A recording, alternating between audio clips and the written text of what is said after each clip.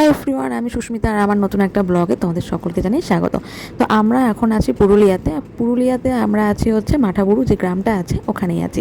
আর সকাল সকাল বেরিয়ে পড়েছি আমরা এখন যে মাঠাবুরু পাহাড়ের উপরে একটু উঠবো, আর সেটা ট্রেক করেই উঠবো। তো চলো ভিডিওটা প্রথম থেকে শেষ অবধি তোমরা দেখতে থাকো।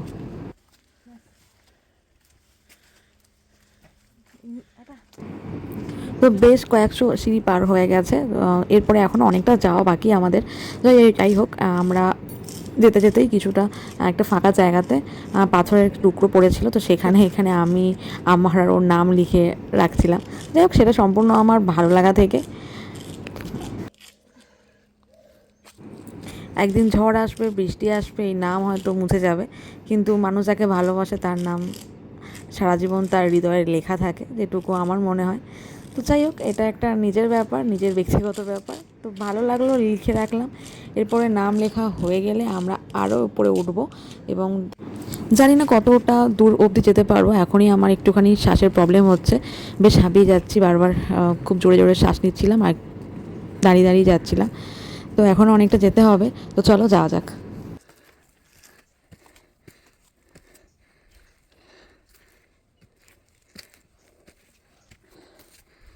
বাহ, এটা সুন্দর তো।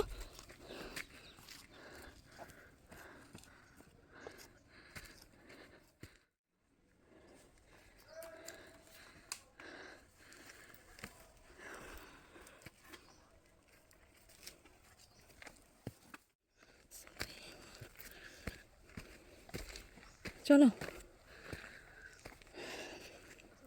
হ্যাঁ পেয়ে গেলাম। ওঠো। কতটা তো নামার সময়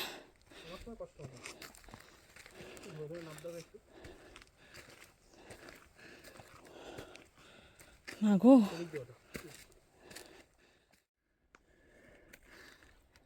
চলো।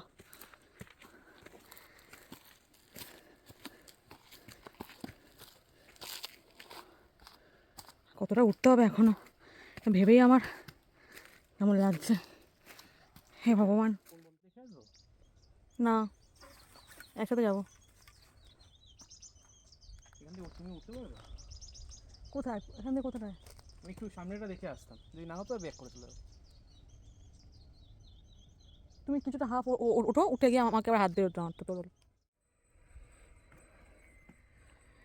এই জায়গাটা উঠবো কি করে? হ্যাঁ, পাশ দিয়ে।